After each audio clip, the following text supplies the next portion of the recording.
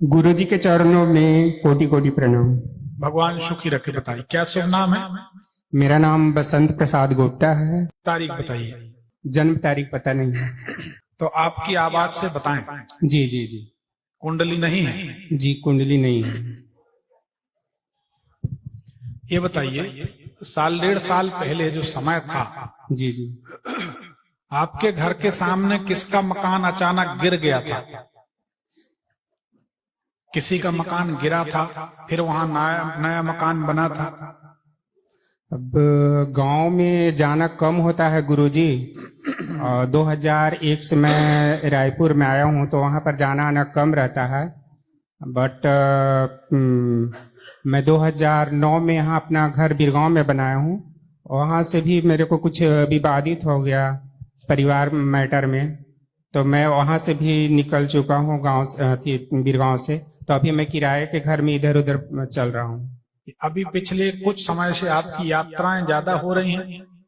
जी चल रहा है यात्रा, इधर उधर जाते रहता हूँ। ये बताइए कि पिछले 1.5-2 साल से जी जी आपको हर काम में असफलता मिल रही है? असफलता मेरे को 2016 से ही मिल रहा है। मैं मीडिया में भी काम करने के लिए गया, वहां से भी कोई सफलता नहीं मिला। और इंश्योरेंस कंपनी में भी काम करने के लिए गया, मैक्स लाइफ में, वहां से भी असफलता मिला। अभी मैं एनजीओ बनाया हूँ, उसमें अभी प्रोसेस चल रहा है, रजिस्ट्रेशन नंबर वगैरह आ गया है, अकाउंट खोलने की प्रोसेस में चल रहा है। तो उसका कहाँ पर कैसे मैं समाज सेवा करना चाहता हूँ। हमारे आगे पीछे कुछ नहीं बचा हुआ है, परिवार में काफी विवादित है, न माँ न भाई न बहन न पिता न पत्नी, कुछ भी नहीं है, किसी से भी कोई, हर जगह से विवादित है। मैं अकेला जीवन यापन कर रहा हूँ, किराए के घर में रह रहा हूँ। और मैं एनजीओ बना करके समाज की सेवा करना चाहता हूँ, वृद्ध लोगों की सेवा करना चाहता हूँ, वृद्ध आश्रम डालना चाहता हूँ, और उसी में अपना जीवन को समाप्त करना चाहता हूँ, बचा खुचा जो हमारा जीवन है। देखो, पहली बात तो ये है कि हमारा कुछ भला हो जाए, जी जी। फिर हम समाज का कुछ भला करें। जी जी। आज आपके पास कोई साधन नहीं, बुरा नहीं मानना, जी जी। प्रैक्टिकली बात है, जब कोई साधन नहीं तो आप समाज का भला क्या करोगे, कैसे करोगे? इस दुनिया का धर्म जो है टका धर्म है। जी बिना पैसे। तो पहले तो अपनी आर्थिक स्थिति सुधरे। जी जी। खुद की घर की स्थिति सुधरे। एक उदाहरण देते हैं, जैसे एक लड़का है, उसके माता पिता है, जी अपने माता पिता को प्रताड़ना देता है, मारता पीटता है, बेइज्जत करता है, जी। और मंदिर जाकर 4 घंटा तपस्या करता है। जी जी। तो जिसकी लौकिक माता पिता, ये लौकिक माता पिता है जिसके, जी जिसकी लौकिक माता पिता से नहीं बनी, उसकी पारलौकिक माता पिता से भला कैसे बनेगी? ये सबका विचारणीय विषय है, बहुत महत्वपूर्ण सब्जेक्ट है। इसकी बराबर घर में चर्चा होनी चाहिए, बच्चों को बराबर शिक्षा होनी चाहिए, नहीं तो भविष्य में अपन सब किसी न किसी वृद्धाश्रम में मिलेंगे। हंसी मजाक नहीं समझो, सच्चाई है। जब हम अपने बच्चों को कुछ सिखाएंगे नहीं, ना रामचरित सुनाएंगे, ना श्रवण की कथा सुनाएंगे, तो वो तो वही कहेंगे बड़े बड़े लोगों के यहाँ, बड़े बड़े शहरों में जो होता है आजकल बिल्कुल होने लगा, शादी और डिवोर्स। 100 शादियां होती हैं, 90 फेल हो रही। जी। पहले भी तो बहन बेटियां लड़कियां बैठी, इनकी भी तो सबकी शादी हुई है, सबके साथ सुख दुख कष्ट तकलीफें आई, लेकिन ऐसा तो नहीं हुआ कि आके माँ बाप से कह दिया अब हम नहीं रहेंगे, हम सेपरेट हो जाएंगे और डिवोर्स।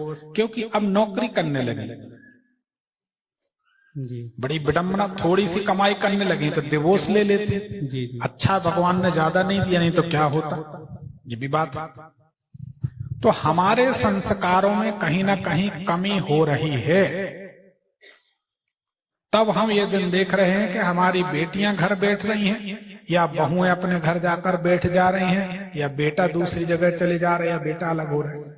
तो जब हमारी लौकिक माता पिता से नहीं बनेगी तो हम पारलौकिक माता पिता से उम्मीद नहीं करते। पारलौकिक माता पिता भगवान भगवती। तो जब हमारी खुद की आर्थिक स्थिति सुधरेगी तब हम दूसरे की सुधारने की कोशिश कर सकते है ना? सही बात। जी जी जी। और सच बात मैं तो उनको कष्ट नहीं देना चाहता हूँ, मैं बहुत चाहता हूँ माता पिता को, बट उनको क्या परेशानी नहीं, है वो आप विषय से भटक रहे हैं या हम नहीं समझा पा रहे हैं। हमने उदाहरण दिया जी कि जब पहले खुद की स्थिति नहीं सुधरी तो गांव बसाने लुटेरे तैयार, खुद की व्यवस्था नहीं है और वृद्धों को निमंत्रण दे रहे, क्या समाज सेवा करो, कैसे करो? एनजीओ में या दुनिया में पैसा देने वाले भी तो एक से एक मास्टरमाइंड लोग बैठे हैं। बिना फायदे के साथ कोई किसी को अपना बुखार नहीं देता, पैसे की बात क्या करते हो? बहुत प्रैक्टिकल। दूसरी बड़ा अनुभव। दूसरी बात, जब जितना बड़ा आदमी बनता है वो उतना मास्टर होने के बाद बनता है।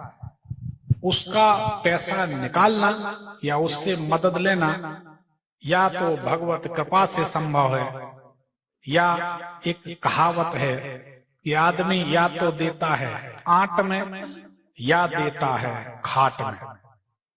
खटिया में पड़ गए, लेट गए, अब मरने के सिवा कोई विकल्प नहीं, जितना लग जाए उतना लगा दो, खड़े होना है।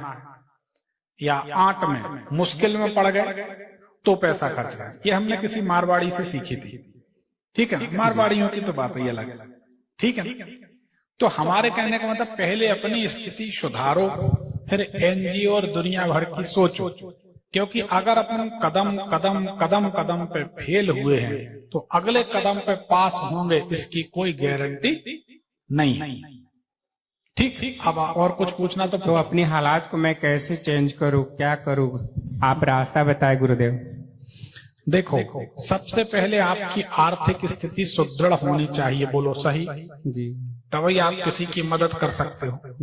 आज कोई वृद्धाश्रम में आप जाओ, 10 वृद्धों की तबीयत खराब है, दवाई देना है, 5,000 रुपए खर्च होना है, कहाँ से लाओगे? खुद किराए के मकान में है ना? आप ही ने बताया। जी, मैं किराए के मकान से हूँ। पहले भगवती की आराधना करो कि भगवती इस लायक बना दे कि आप कुछ कर सको। किस प्रकार का आराधना करो भगवती का? मैं तो पूजा पाठ करते रहता हूँ। सवेरे से तो सिखाई रहे हैं। कहाँ थे आप? एनजीओ चला रहे थे, कहाँ थे यार महाराज? कैसा कर रहे? सवेरे से लक्ष्मी जी की सेवा हो रही। पूजा में बैठा था, हर शुक्रवार के बताए थे पूजा करने के लिए। पूजा है ना, भगवती की आराधना करो। पहले अपना देख लो, जब अपना सुधर जाए। देखो, ऐसा मान लो कि आप खुद नहीं पढ़े और आप स्कूल खोल रहे हो, कैसे काम चलेगा? पहले खुद डिग्री हासिल कर लो, पढ़ लिख के चतुर रहो, फिर दूसरों को पढ़ाओ, है ना? पहले खुद आर्थिक रूप से संपन्न हो जाओ। और हमको बहुत पीड़ा होगी अगर हमारे दरबार से जुड़कर कोई गरीब रहे, तो हमको बहुत कष्ट होगा।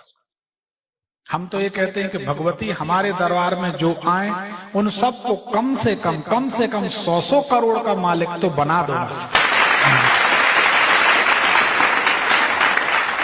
अरे हंसो नहीं, इसमें भी हमारा फायदा। 100 करोड़ का मालिक बनाएंगे तो 1-1 करोड़ तो हम खींच ही लेंगे, समझो बात। तो माता रानी सबको दे, उनका खजाना भरपूर है।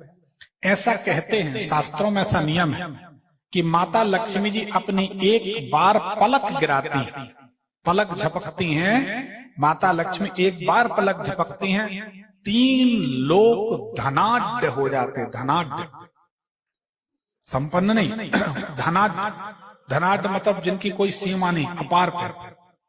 ऐसी है हमारी माता रानी। और उनकी सेवा करके अगर हम गरीब रह गए, कमजोर रह गए, तो यकीन मानो कमी हमारे अंदर है, उनके अंदर नहीं। वो तो सबको दे रही है, सबकी माता है, जगजननी। जब पुण्य का उदय होता है तो लक्ष्मी बढ़ती, और जब पाप का उदय होता है तो लक्ष्मी घटती। ये नियम। तो कौन सा सेक्टर में जाऊं गुरुजी जो मेरे को सफलता मिलेगी? हमारे ख्याल से तो लक्ष्मी जी की सेवा करने लगो, क्षेत्र भी घर आ जाएगा, और देने वाले भी घर आ जाएंगे, धन्यवाद दे के जाएंगे। उनकी कृपा होनी चाहिए। जी और आप भी जिनके साथ जो करोगे, जो दे दोगे, वही अच्छा हो जाएगा। तो लक्ष्मी जी की सेवा आराधना करें, सभी लोग करें। हमारा सबसे निवेदन है, तंबाकू, शराब, इसको छोड़ने की कोशिश करें। 1 साल तक नियम से लक्ष्मी जी का पूजन अर्चन करें। महीना, 15 दिन, 20 दिन में आपको चमत्कारिक परिणाम दिखने लगेंगे। देखो भैया, पैसा रहेगा तो खुद के लिए, अपनों के लिए सब कर पाओगे। पैसा रहेगा तो रिश्तेदार पूछेंगे, पैसा नहीं होगा तो कोई नहीं पूछेगा। बिना पैसे के मुर्दा ने लकड़ी नहीं पाई है। संसार बड़ा कठिन है, इसलिए पैसे की बहुत जरूरत है। आप लोग सब लक्ष्मी जी की आराधना करें। तो हमारे दरबार में इतना समय देने का कोई फायदा नहीं, तो कोई मतलब नहीं। आप लोगों ने इतना समय दिया, खाली हाथ आए, खाली हाथ चले गए, कोई मतलब नहीं। थोड़ा सा समय लक्ष्मी जी को दें, फिर लक्ष्मी जी अगर उसकी भरपाई नहीं करें तो बताना, बहुत सारे साधन हैं, बहुत सारे साधन। गारंटी हमारी, हम अगर पीछे पड़ जाएं तो रोडपति को करोड़पति बना ले, हमारी ताकत। लेकिन हम किस किस को बनाएंगे? कुछ खुद भी तो करें। जब सभी कुछ हम करेंगे तो यार फिर आप लोग क्या करोगे? कुछ तो करना। तो फोन रख दो भैया, दूसरे को दे दो, है ना? ठीक, गुरु जी सुखी को रहे, प्रणाम। सुखी रहे, आनंद।